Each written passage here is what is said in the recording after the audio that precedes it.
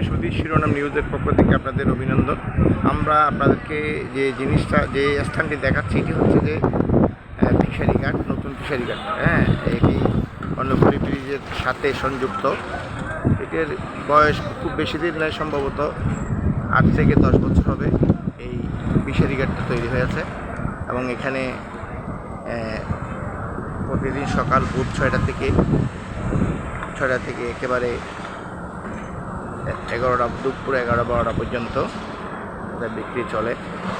এখানে আমরা বিভিন্ন কার্গো দেখতেছি মাছ সার্ভিসের জন্য। এদিকে আমাদের এই কর্ণফুলী নদী, কর্ণফুলী নদী প্রবাহিত এবং সকলেই এইভাবে ব্যবসা বাণিজ্য করছে আর কি।